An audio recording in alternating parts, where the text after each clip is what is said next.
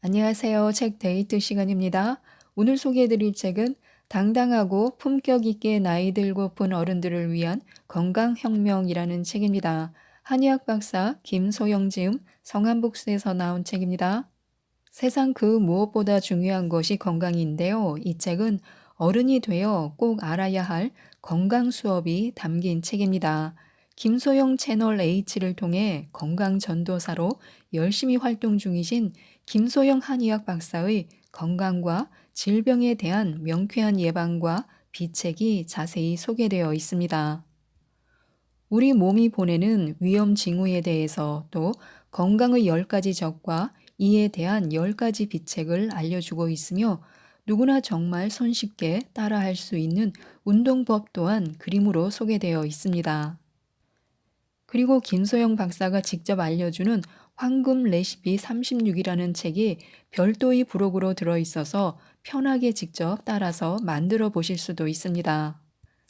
이 책을 읽으면서 다시 한번 모든 것의 기본은 건강임을 느꼈는데요. 꼭 읽어보시길 권하면서 몇 가지만 소개해 드리도록 하겠습니다. 새치도 병일 수 있다고 합니다. 흰머리는 누구나 겪을 수밖에 없는 노화 과정에서 나타나는 현상입니다.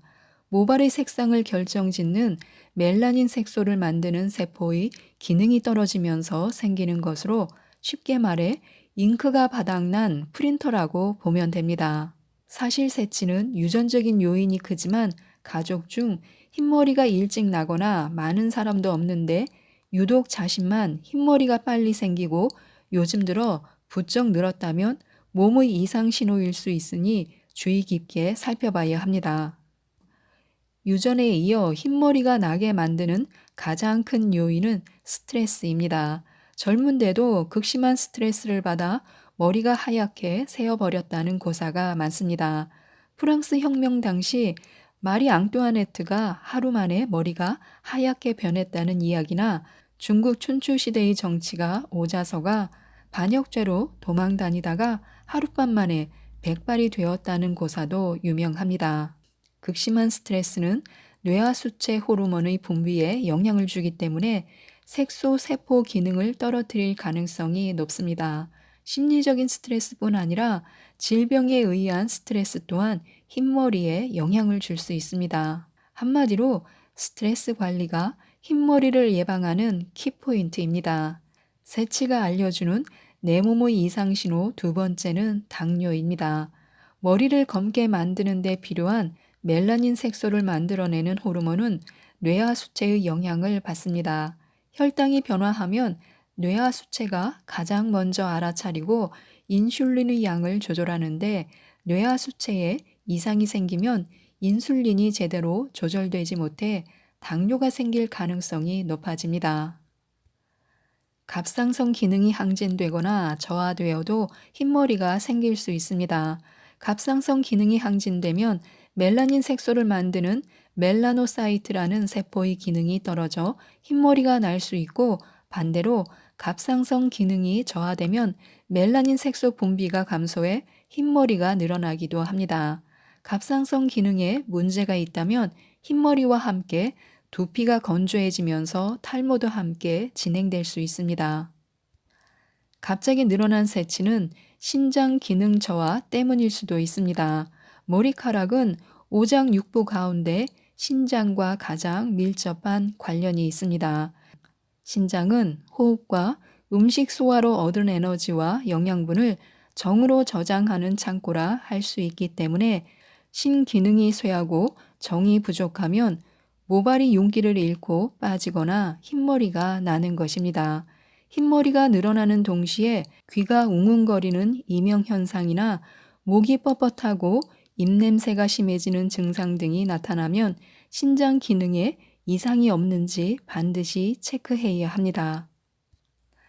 흰머리는 빈혈이나 영양 부족의 신호일 수도 있습니다. 부족 시 빈혈 증상이 나타나는 비타민 B12와 엽산은 멜라닌 색소를 생성하는 데도 중요한 역할을 하기 때문입니다. 또 멜라닌 색소를 만드는 원료인 티로신이라는 아미노산과 철분, 구리, 아연 등의 영양소가 부족하면 흰머리가 생기기 쉽습니다. 이 때문에 무리한 다이어트는 흰머리가 늘어나게 하는 요인이 되기도 합니다. 건강한 머리카락은 건강한 신체에서 비롯됩니다.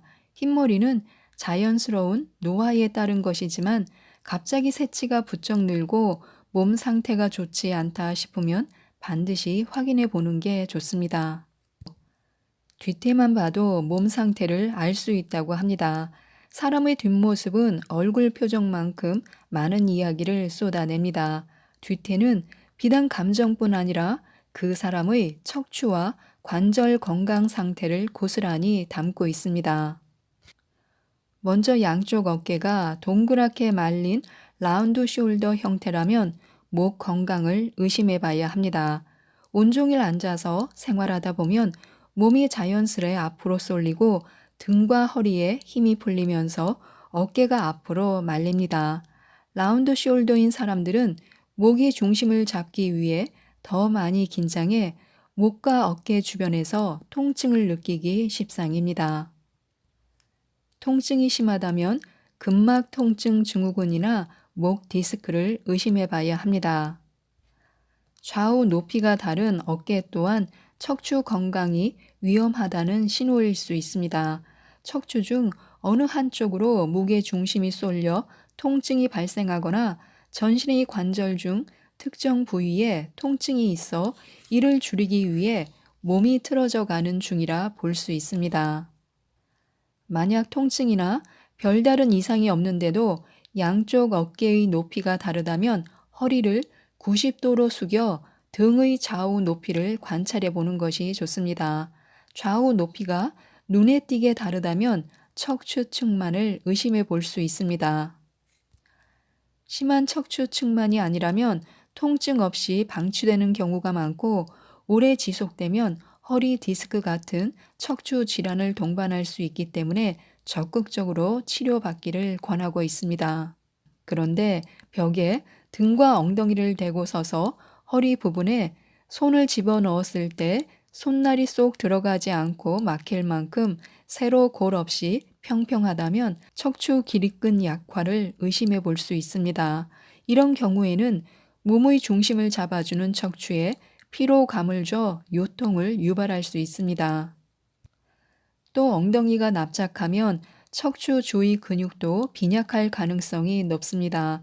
건강과 운동 능력의 지표라 할 수 있는 엉덩이 근육은 척추 근육의 아래를 받치는 추춧돌로 척추 근육이 없으면 활동할 때 가해지는 충격이 고스란히 허리와 무릎에 무리를 줄 수 있습니다. 제2의 심장이라 일컬어지는 종아리가 가는 경우에도 노화나 운동량 감소로 인한 근감소증을 의심해 볼 수 있습니다. 이러한 근감소증은 낙상과 골절을 유발해 사망 위험을 2배에서 5배 정도 높이기 때문에 65세 이상 노인은 특히 주의해야 합니다. 줄자로 종아리 둘레를 쟀을 때 32cm 이상인지 확인하고 뒤꿈치를 들었다 놨다 하는 간단한 운동으로 종아리 근육을 꾸준히 키워보는 것이 좋습니다. 또한 발바닥으로 숨겨진 병을 찾아낼 수 있습니다. 발바닥에 나타나는 첫 번째 적신호는 다름 아닌 점인데요. 물론 대부분의 점은 건강과 관련이 없습니다. 그러나 크기가 6mm 이상이며 형태가 동그랗지 않고 불규칙적으로 퍼져 있거나 까만색 외의 색을 띈다면 피부암의 일종인 악성 흑색종일 가능성이 있습니다.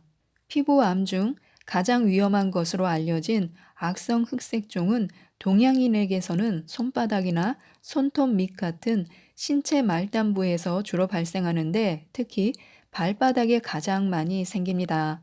통증이나 가려움 같은 증상이 없고 갈색과 검은색, 적색 같이 다양한 색깔을 띠며 경계가 불규칙하고 반점이 생기면서 점점 커지기도 하고 사마귀처럼 튀어나오면서 헐거나 피가 나기도 합니다. 발바닥에 동그랗고 경계가 확실한 점이 아니라 멍이 든 것처럼 불규칙하고 경계가 희미한 점이나 콩알같이 볼록 튀어나온 점이 보인다면 확실한 진단을 받아보는 것이 좋습니다. 정말 무섭고 심각한 질환 중 하나가 치매인데요. 알면 예방할 수 있는 치매 신호가 있습니다. 치매의 전조 증상 첫 번째는 늘어난 수면 시간입니다. 한 국내 대학 병원 연구팀이 60세 이상 노인 3천여 명을 대상으로 수면 습관과 치매의 상관관계를 4년간 추적한 연구 결과에 따르면 누워서 잠들 때까지 걸리는 시간이 30분 이상이면 인지 기능이 떨어질 위험이 40% 높아졌다고 합니다. 하루 총 수면 시간이 8시간 이상이면 인지 기능 저하 위험이 70%나 증가했습니다. 흥미로운 것은 수면 시간이 8시간을 넘지 않으면서 늦게 자고 늦게 일어나는 사람은 인지 기능이 저하될 위험이 오히려 40% 낮았다는 사실입니다. 또 한 가지 주의할 만한 것으로 과격한 잠꼬대를 들 수 있습니다. 거친 욕설을 퍼붓거나 손발을 휘젓는 등 과격한 행동을 보이는데 주로 새벽 3시에서 5시경에 발생하고 일주일에 한 번 이상으로 자주 일어나는 것이 특징입니다. 정상적 수면일 때는 뇌에서 운동 마비를 조절하는 스위치가 켜지고 호흡과 관련된 것을 제외한 나머지 근육은 마비 상태가 됩니다. 그런데 뇌가 손상되면 운동 기능이 저하되어 심한 잠꼬대나 격한 움직임이 일어날 수 있는 것입니다. 가족 중 잠꼬대를 자주 하는 사람이 있다면 건강 상태를 확인해 보는 것이 좋습니다. 치매의 전조 증상 두 번째는 과도한 낮잠입니다. 미국에서 낮잠과 알츠하이머병의 연관성에 대한 연구를 진행했는데 사망한 알츠하이머병 환자와 정상인의 뇌를 분석해 보니 낮 동안 깨어 있게 만드는 것과 관련이 있는 뇌 부위가 가장 먼저 손상됐다는 사실을 발견했습니다. 다시 말해, 낮잠을 지나치게 오래 자주 자는 것도 알츠하이머를 알리는 신호가 될 수 있다는 것입니다. 실제로 치매 환자는 낮잠을 자고 밤에 깨어 불안함을 느끼는 경우가 많으며 새벽에 일어나 아침이나 낮으로 착각하는 증상을 보이기도 합니다. 생체 리듬을 조절하는 시상하부 기능 손상이 의심되는 증상으로 인지 저하를 나타내는 표시라고 볼 수 있습니다. 또 후각 기능이 심하게 저하될수록 치매에 이르는 기억 상실성 경도 인지 장애가 나타날 위험성이 커집니다. 치매 초기 단계에 냄새를 구분하는 뇌 부위의 기능도 저하되기 시작한다는 것을 보여주는 결과라 할 수 있습니다. 캐나다의 한 연구를 통해 밝혀진 내용인데 눈에 생기는 노란색 반점 또한 치매의 신호일 수 있습니다. 알츠하이머 치매 환자의 24.4%, 4명 중 1명꼴로 망막에서 노란색 점이 발견된 반면 건강한 사람 중에서는 4% 정도만 노란색 점이 나타났습니다. 2년 후 다시 눈을 검사해 보니 알츠하이머 치매 환자는 건강한 사람에 비해 노란색 점이 더 넓어졌고 수도 증가한 것으로 나타났습니다. 눈의 혈류 감소가 뇌 혈류 저하로 이어지고 알츠하이머 발병에도 영향을 미칠 수 있다는 것입니다. 마지막으로 느려진 보행 속도 역시 치매의 신호일 수 있습니다. 보행 속도가 급속히 줄어든 노인이 치매 발병률이 높게 나타났습니다. 이 외에도 섬세한 손 동작을 하기 어려워져서 작은 단추를 끼우기 힘들거나 글씨체를 흘려 쓰는 듯하는 것도 치매의 징조일 수 있습니다. 치매는 조기에 발견해 적극적으로 관리하면 급속도로 악화되지 않고 진행 속도를 늦추고 인지 기능이 덜 손상되도록 할 수 있는 만큼 무조건 두려워하지만 말고 치매의 전조 증상 유무를 꼼꼼히 체크해 보는 것이 좋습니다. 고혈압을 잡는 혈자리가 있습니다. 뇌졸중 발병 위험을 높이는 고혈압을 낮추는 혈자리 3곳을 꾸준히 자극하면 중풍 예방에 효과적입니다. 고혈압을 잡는 첫 번째 혈자리는 발바닥을 구부렸을 때 가장 움푹 들어간 용천입니다. 용천을 자극하면 기혈이 상하 좌우로 잘 소통돼 혈액순환이 막힌 곳 없이 원활해져서 혈압을 안정시키는 데 효과적입니다. 손으로 지압을 해줘도 좋지만 온기가 있는 패치에 너무 딱딱하지 않은 호박 같은 원석을 넣어 붙이면 걸을 때마다 자동으로 지압이 됩니다. 엄지손가락을 젖혀 세웠을 때 손목 쪽으로 내려온 곳에 움푹 파인 양계 역시 고혈압 초기 증상을 완화하는 경혈입니다. 혈액순환에 도움을 주며 꾸준히 자극하면 중풍 예방에도 효과적입니다. 엄지손가락과 집게손가락 사이 오목한 부분인 합곡도 목혈관의 긴장을 풀고 심장을 잘 움직이게 해 혈압을 낮추는 효능이 있는 경혈로 비정상적인 혈압을 정상으로 되돌리는 효과가 있습니다. 지금까지 이 책에 대해서 말씀드렸는데요. 대부분의 사람들이 아프면 바로 병원에 가지 않고 참고 참다가 도저히 안 되겠다 싶을 때 찾는데요. 내 몸에 대해서만큼은 예민할 필요가 여기에 있습니다. 사람만 겉 다르고 속 다른 게 아니라 병도 겉 다르고 속 다를 수 있기 때문입니다. 정말 건강을 위해서 꼭 한번 읽어보셨으면 좋겠습니다. 이상 책데이트였습니다. 감사합니다.